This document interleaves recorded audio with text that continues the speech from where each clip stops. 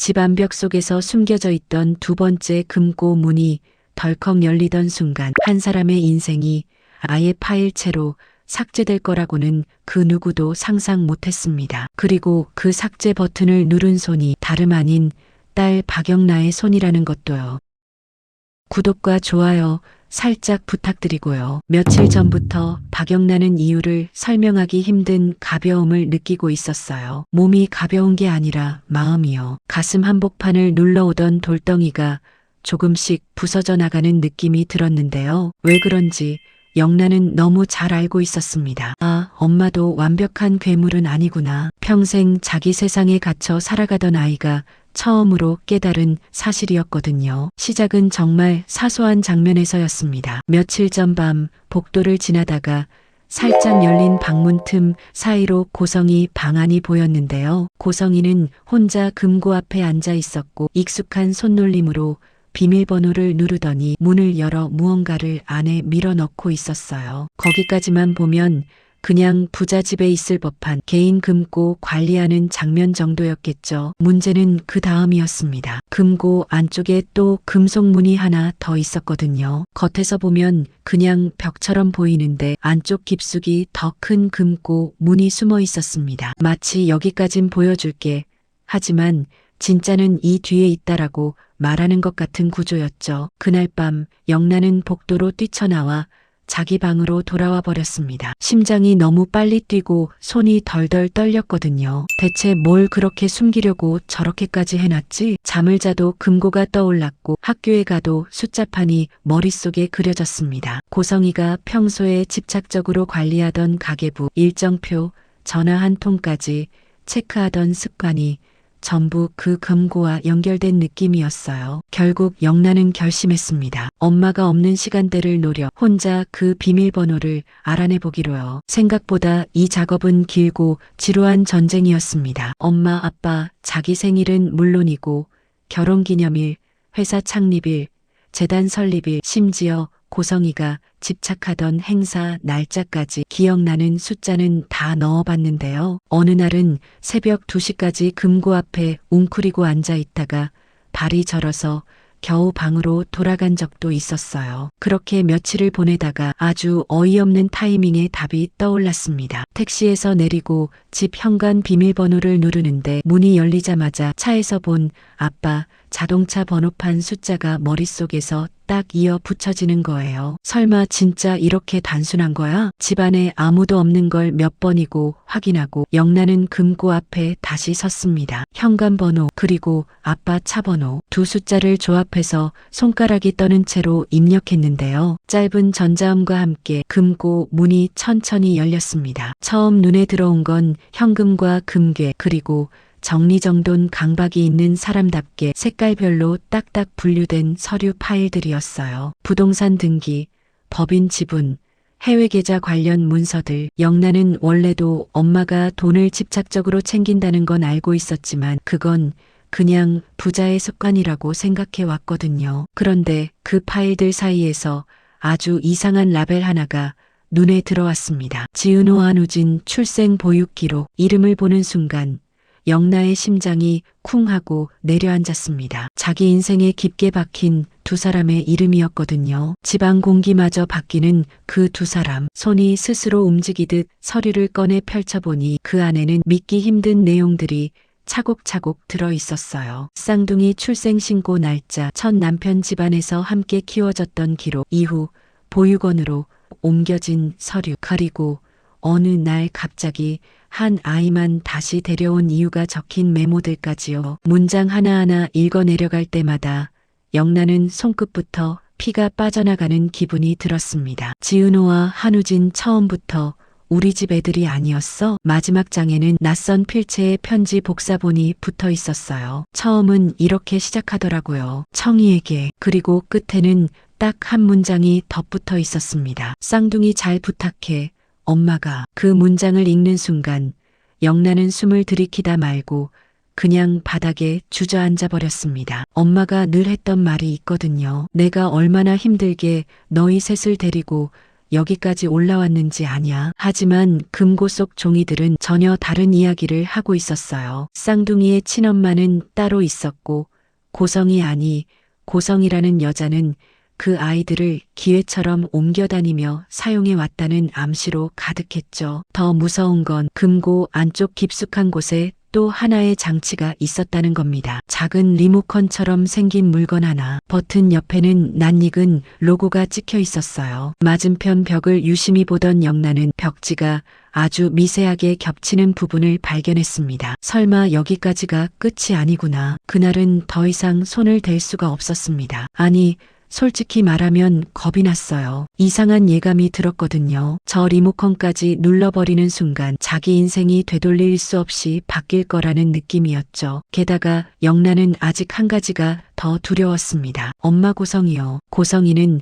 한번 마음먹은 사람을 끝까지 올가매는 타입이었습니다. 그냥 소리 지르고 때리는 폭력과는 달랐어요. 내가 나 없이 어떻게 살아? 너 그렇게 약한데. 이런 말을 입에 달고 살면서 사람의 자존감부터 부숴놓고 의존하게 만드는 방식이었거든요. 그래서 금고를 본 뒤에도 영란은 며칠 동안 그 사실을 누구에게도 털어놓지 못했습니다. 그 사이에도 고성이는 딸의 인생을 자기 일정표처럼 계산하고 있었어요. 어느 날 저녁 화장대를 정리하던 영라방에 문도 노크 안 하고 들어와 앉더니 이렇게 말했죠. 진아그룹 아들.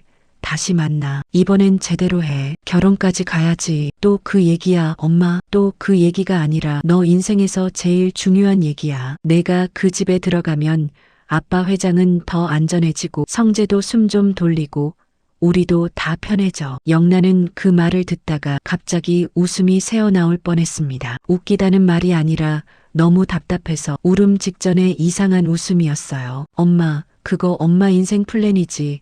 내 인생 아니야. 재수 없는 소리 하지 마. 엄마가 너 키우느라 뭘 포기했는지 너 알기나 해? 그때 영라 머릿속에서 금고 속 서류들이 한 장씩 펼쳐지기 시작했습니다. 쌍둥이 출생연도, 보육원 기록, 다시 데려간 시기, 그리고 의사에게 접근하려고 한 흔적들. 아, 이 사람은 그냥 평생 그래왔구나. 사람을 자식이나 가족이 아니라 엑셀표에 들어가는 자산 항목처럼 다뤄왔구나. 그 생각이 마지막 선을 넘게 만들었습니다. 영란은 결국 입을 열어버렸어요. 엄마, 나 그 금고 안에 뭐 있는지 다 봤어. 순간 고성이의 표정이 딱 굳었습니다. 마치 얼굴 위에 쓰여있던 웃음이 지워지고 진짜 본색이 드러나는 순간처럼요. 무슨 소리 하는 거야? 내가 뭘 안다고. 지은호, 한우진 둘이 원래부터 쌍둥이였던 거. 엄마가 낳은 애들 아니었던 거. 보육원에 맡겨놓고 필요할 때 한 명만 다시 데리고 온 거. 그 말이 채 끝나기도 전에 복도에서 발소리가 났습니다. 예정보다 훨씬 일찍 집에 들어온 사람이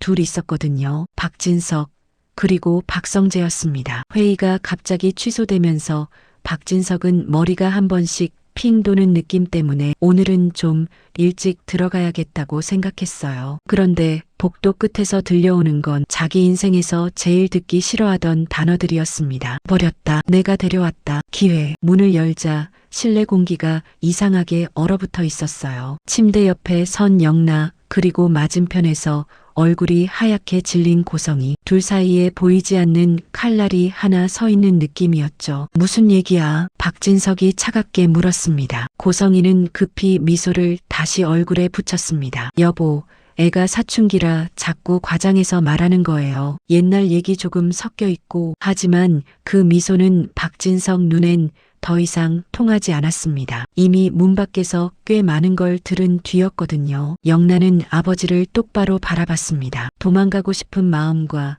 지금 말하지 않으면 평생 후회할 것 같다는 마음이 서로 부딪혔지만 결국 후자가 이겼어요. 아빠, 엄마 방에 금고 있어요. 하나만 있는 것도 아니고 뒤에 또 있어요. 이 말은 박성재의 귀에도 그대로 박혔습니다. 성재는 이미 여러 사건을 통해 고성이의 야망과 이기적인 선택들을 조각조각 알고 있었지만 그래도 이 집을 사랑하긴 했겠지 하는 마지막 변명을 마음속에 남겨두고 있었거든요. 지금 영라의 말은 그 마지막 변명을 산산조각 내는 망치 같았습니다. 박진석은 더 이상 말기를 느리지 않았습니다. 지금 당장 보여줘. 결국 네 사람은 고성이 방으로 향했습니다. 고성이는 애써 여유 있는 표정을 지으려 했어요. 여보, 그건 그냥 개인적인 비상금이고 지금 이렇게 갑자기 지금 봐야겠다. 박진석이 딱 잘라 말했습니다. 첫 번째 금고는 금방 열렸습니다. 문이 열리자 현금 다발과 서류 뭉치 사이에서 작은 리모컨 하나가 눈에 띄었어요. 영나가 떨리는 목소리로 말했습니다. 아빠, 그거 누르면 벽 뒤에 또 나와요. 말이 끝나기도 전에 박진석은 망설임 없이 버튼을 눌렀습니다. 작은 진동과 함께 벽면 일부가 밀리더니 훨씬 더 큰 두 번째 금고 문이 모습을 드러냈습니다. 고성이는 그 순간 다리가 풀릴 뻔했어요. 여보, 그건 정말. 두 번째 금고 문이 천천히 열렸고 그 안에는 고성이가 숨겨온 거의 모든 세계가 들어있었습니다. 줄지어 쌓인 골드바, 외국은행 로고가 찍힌 서류철, 각종 회사 명의의 계약서, 그리고 파일 2개. 파일 표지에는 이렇게 적혀 있었어요. 지은호 친자 여부 임양 관련, 한우진 출생 보육원 제동거 기록. 박진석의 시선이 그 제목 위에서 멈춘 순간 방 안 공기가 완전히 바뀌었습니다. 표정 하나 크게 달라진 것도 아닌데 숨이 막힐 정도로 차가운 기운이 퍼졌어요. 이게 무슨 뜻이야? 박진석이 낮게 물었습니다. 여기 적혀 있는 대로라면 지은호는 내 핏줄이 아니라는 소린데. 고성이는 몇 번 숨을 골랐습니다. 여보, 그 애가 버림받은 아이였고 내가 그 집에서 데려와 키웠고 당신이 힘들어 보이니까. 그럼 한우진은? 이름이 나오자 고성이의 입술이 떨렸습니다. 그 떨림은 미안해서가 아니라 어디까지 들켰는지 재빨리 계산하는 사람의 떨림에 가까웠어요. 버티다 못한 영나가 끼어들었습니다. 엄마, 이제 그만해. 엄마, 처음 그 집 들어갈 때부터 이미 있던 아이들 이용했잖아. 남편 죽고 나니까 버릴 수 있으니까 버렸고 나중에 의사랑 붙으려고 또 한 명만 다시 데려왔잖아. 그 말에 박진석은 조용히 파일을 넘기기 시작했습니다. 첫 결혼 당시 사진, 사망한 전 부인의 기록, 쌍둥이가 함께 보육원으로 보내졌던 서류, 한 아이만 다시 데려온 날짜, 그리고 의사 배우자 신분 확보라는 메모가 끼어 있는 문서들까지. 이건 읽는 게 아니라 이미 알고 싶은 대답을 확인하는 작업에 가까웠습니다. 마음속에서는 이미 판결문이 거의 다 쓰인 상태였거든요. 여기 다 적혀 있네. 박진석이 아주 낮게 중얼거렸습니다. 버려졌다가 다시 불려오고 또 써먹히고 그러다 실패하니까 다음 타깃이 나였고. 고성이는 다급하게 말을 이었습니다. 여보, 그건 너무 옛날 얘기고 사람은 바뀔 수 있고 나 지금은 정말 당신이랑 애들 위해서. 그래, 그럼 지금은 변했냐? 짧은 한마디에 고성이는 숨이 탁 막혔습니다. 박진석의 눈빛은 더 이상 남편이 아니었어요. 회사에서 위기관리 실패한 임원을 바라볼 때랑 똑같은 눈이었습니다. 내가 그동안 널 믿었던 이유가 뭔지 알아? 박진석이 천천히 말을 이었습니다. 아내라서가 아니야. 아이들 엄마라서 믿었어. 그런데 넌 한 번도 진짜 엄마였던 적이 없네. 그 말이 박영나 가슴에도 그대로 박혔습니다. 영나는 엄마를 무너뜨리겠다고 이 난리를 친 게 아니었거든요. 그냥 더 이상 아무것도 모르는 척 엄마가 정해주는 대로 살아가는 인생은 못하겠다고 마음먹었을 뿐인데 지금 눈앞에서 아버지 세계도 같이 박살나는 느낌이었습니다. 그때 박성재가 입을 열었습니다. 아버지, 이건 단순한 집안 문제가 아니에요. 서류들을 보면 아동유기나 위장 입양 같은 범죄 소지도 보여요. 법무팀이랑 상의해야 할 것 같습니다. 박진석은 짧게 고개를 끄덕였습니다. 그래, 이건 가정사 수준이 아니지. 그 말이 떨어지는 순간 고성이는 비로소 실감을 했습니다. 이 남자가 나를 사랑하느냐 마느냐의 문제가 아니라 리스크 하나를 어떻게 처리하느냐의 문제로 넘어가 버렸다는 거리요. 김비서. 박진석은 휴대폰을 꺼내 짧게 통화를 했습니다. 지금부터 고성이 명의로 접근 가능한 회사 계좌, 개인 계좌, 해외 자산 전부 긴급 동결 걸어. 그리고 내 개인 변호인단 다 소집해. 통화가 끝나기도 전에 고성이는 소리쳤어요. 여보, 지금 이게 무슨 짓이야. 나한테 이럴 순 없지. 내가 누구 때문에 여기까지. 지금 내가 뭘 했는지 확인하는 중이야. 박진석의 목소리가 갑자기 높아졌습니다. 끓는 점까지 올라간 분노가 드디어 터져나온 거였죠. 너 한 짓이 뭔지, 어디까지가 범죄고 어디까지가 비열함인지 하나씩 따져볼 거다. 영란은 그 장면을 보면서 가슴이 찢어지는 것 같았습니다. 엄마가 망가지는 게 통쾌해서가 아니었어요. 평생 든든한 산처럼 보였던 아버지가 이렇게까지 무너져 보이는 얼굴을 자기 때문에 만들어버린 것 같아서요. 그래서 우진의 간이식 비밀도 그동안 엄마가 시켜서 숨겨줬던 거짓말들도 전부 자기 죄처럼 느껴졌습니다. 잠시 후 영라가 두 번째 금고맨 아래 칸에서 더 얇은 봉투 하나를 발견했습니다. 겉에는 보육원 정리라고만 적혀 있었어요. 박진석이 그 봉투를 받아 내용을 읽는 동안 얼굴빛이 또 한 번 변했습니다. 쌍둥이가 함께 있었던 시절, 보육원 내부 문제, 그리고 한 아이가 사라진 이후 이상한 소문들이 기록처럼 이어져 있었거든요. 이건 단지 입양 사기가 아니라 아이들 생존과 직결된 문제일 수도 있다는 뜻이었습니다. 그날 밤 고성이는 사실상 집안에서 격리됐습니다. 겉으로는 몸이 안 좋아서 휴식이라는 명목이 붙었지만 실상은 박진석이 변호인단과 법무팀과 함께 고성이의 계좌와 직함을 정리할 시간을 벌기 위한 조치였죠. 박영란은 방에 들어와 문을 닫는 순간 무릎에 힘이 풀려 바닥에 앉아 한참을 울었습니다. 자기가 태어난 집의 기둥 하나가 무너지는 소리를 귀로 또렷하게 들은 기분이었으니까요. 그런 딸을 찾아와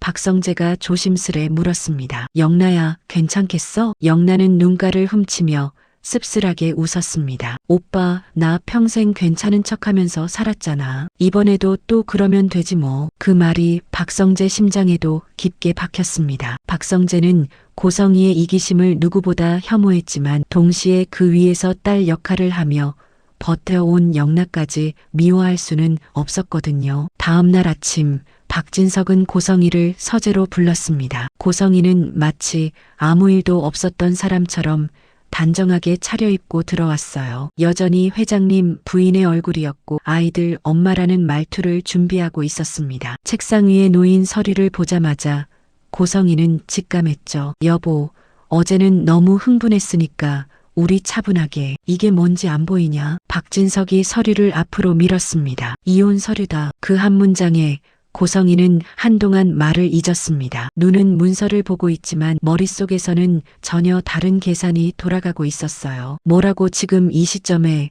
당신이 나를 버리겠다고? 버리는 게 아니라 정리하는 거다. 박진석의 어조는 이미 정이 떨어진 남편이 아니라 정리해야 할 문제를 마주한 경영자에 가까웠습니다. 넌 어제까지도 내 옆에 앉아있던 사람이다. 그런데 그 옆에 있던 이유가 사랑이었는지 계산이었는지 내가 직접 확인했다. 결과는 너도 봤고. 고성이는 마지막으로 자존심을 붙잡았습니다. 여보, 내가 여기까지 당신 집안 위에서 얼마나 뛰어다녔는데. 행사, 재단, 이미지 관리 다 내가 했잖아. 나 없으면 이 집 이미지 어떻게 되는지 알잖아. 이미지는 내가 만든 게 아니다. 내가 만든 건 거짓말뿐이야. 잠시 정적이 흘렀습니다. 박진석이 다시 입을 열었습니다. 지금부터 선택지는 두 개다. 조용히 나가서 법적 절차에 협조해라. 그러면 적어도 아이들만큼은 언론에서 보호해 줄 수 있다. 하지만 내가 한 줄이라도 거짓으로 버티면 나는 내가 알고 있는 내 과거를 있는 그대로 세상에 내놓을 거다. 당신이 정말 나를 여기서 완전히 내쫓겠다는 말이야? 그래, 널 더 이상 우리 식탁에 앉혀둘 수 없다. 그때 서재 문이 두드러지더니 박성재가 들어왔습니다. 손에는 법무팀에서 받은 1차 보고서가 들려 있었어요. 아버지, 고성이 이사장님 명의로 과거에 비슷한 형태의 자산 이동과 혼인 기록이 반복된 정황이 있다고 합니다. 첫 결혼 관련 서류도 많이 비어 있고요. 고성이는 성재를 노려보듯 바라보았습니다. 성재야, 내가 나한테 이러면 안 돼. 내가 너 어떻게 키웠는데. 최어머니. 성재는 담담하게 말을 이었습니다. 저한테는 어머니이기 전에 한 사람으로서 정직했어야 합니다. 그걸 지키지 못한 건 어머니예요. 그날 오후 박진석은 공식적으로 고성이가 맡고 있던 모든 대회 직함을 정리했습니다. 재단 이사장, 각종 위원회 자문, 사회공헌 행사 얼굴로 쓰이던 자리까지 전부요. 언론에는 건강상의 이유로 활동을 줄인다 정도로만 짧게 공지됐습니다. 해명도 인터뷰도 없었어요. 그게 바로 박진석식 관리였습니다. 불필요한 소음을 만들지 않고 도망갈 구멍도 주지 않는 방식. 며칠 뒤 결정타가 들어왔습니다. 영나가 건넸던 보육원 관련 봉투와 외부에서 들어온 증언이 맞물리기 시작한 겁니다. 예전 그 보육원에서 아이 하나가 갑자기 사라졌다는 소문, 기록 속 빈칸, 그리고 고성이가 한 아이를 데려간 시점. 모든 게 하나의 그림으로 이어질 수 있는 상황이었어요. 보고를 들은 박진석은 조용히 말했습니다. 고성이는 여기서 끝내야 한다. 이 여자가 다시 움직이면 지은호도 한우진도 영나도 또다시 피해자가 된다. 결국 고성이는 집을 떠나게 됐습니다. 겉으로는 조용한 별것처럼 포장됐지만 사실상 완전한 퇴출 절차였죠. 집을 나가던 날 현관 앞에서 영나와 고성이는 마지막으로 마주 섰습니다. 고성이는 끝까지 엄마 역할을 하려고 했어요. 영나야, 엄마랑 잠깐 얘기 좀. 엄마. 영나는 한 번만 그렇게 불렀습니다. 이제 나한테 엄마 역할 안 해도 돼. 나도 엄마한테 딸 역할 안 할 거고. 그 말에 고성이는 한동안 말이 나오지 않았습니다. 잠시 후 아주 작은 목소리로 중얼거렸어요. 너도 나 닮았구나. 이렇게 냉정한 거 보니까. 영나는 고개를 저었습니다. 아니, 난 엄마처럼 사람을 이용하지 않을 거야. 멀리서 그 장면을 지켜보던 박진석은 딸에게 다가와 조용히 어깨를 감싸 안았습니다. 그제야 박진석 눈에서도 처음으로 죄책감이 비쳤어요. 내가 너희를 너무 늦게 지켰다. 그래도 이제부터는 안 늦을 거다. 성재는 그 말을 들으며 아버지의 분노가 단순히 배신감 때문이 아니라는 걸 깨달았습니다. 지금 이 남자는 고성이를 쫓아내는 게 목표가 아니었어요. 지은호와 한우진에게 가해진 왜곡을 끊어내고 박영나가 다시는 그 왜곡 위에 서지 않게 만드는 게 진짜 목표였습니다. 얼마 지나지 않아 박진석은 공식 석상에서 과거 입양 보육 시스템의 문제를 다시 들여다보겠다며 지은호와 한우진이 얽힌 사건들에 대한 조사 지원을 약속합니다. 이름을 직접 언급하지는 않았지만 내부에서는 이미 두 사람을 향한 보호 조치들이 하나씩 시작되고 있었죠. 그렇게 모든 게 마무리되는 것 같던 어느 날 고성이 아니 이제는 그저 최고성이라고 불리는 여자가 박진석에게 마지막으로 연락을 해옵니다. 당신하고 단둘이 얘기할 자리가 필요해. 평소 같으면 비서에게 넘겼을 박진석이었지만 이번만큼은 직접 나가보기로 합니다. 마지막으로 정리해야 할 게 하나 남아있다는 걸 알고 있었거든요. 카페 구석 자리에 앉아있던 고성이는 여전히 단정했고 눈에는 예전처럼 눈물이 살짝 고여 있었습니다. 여보, 우리 이렇게 끝내지 말자. 내가 가진 정보가 얼마나 많은지 당신도 알잖아. 나를 완전히 버리면 당신도 다칠 수 있어. 말은 협박이었지만 목소리에는 초조함이 더 많이 섞여 있었어요. 박진석은 대답 대신 가방에서 서류철을 하나 꺼냈습니다. 옆에는 변호사가 조용히 앉아 있었고요. 고성이는 그 서류를 보고 이게 드디어 자신이 기다리던 이혼아 비서라고 생각했습니다. 여기 숫자를 조금이라도 더 끌어내는 게 오늘의 목표라고 머릿속으로 되뇌고 있었죠. 하지만 박진석 입에서 나온 말은 완전히 달랐습니다. 이건 이혼 합의서가 아니다. 고성이는 잠시 눈을 깜빡였습니다. 그럼 뭐야? 이건 내가 내 이름을 이용해서 빼돌린 것들 전부 원점으로 되돌리는 절차다. 오늘 이야기는 여기까지 두겠습니다. 두 번째 금고가 열린 순간부터 시작된 이 집안의 진짜 정리가 여기서 그대로 끝날까요? 아니면 고성이가 또 다른 판을 한 번 더 뒤엎으려고 할까요? 여러분 생각은 어떠신지 댓글로 한번 남겨주세요. 다음 화도 궁금하시다면 구독과 좋아요, 알림 설정까지 잊지 마시고요.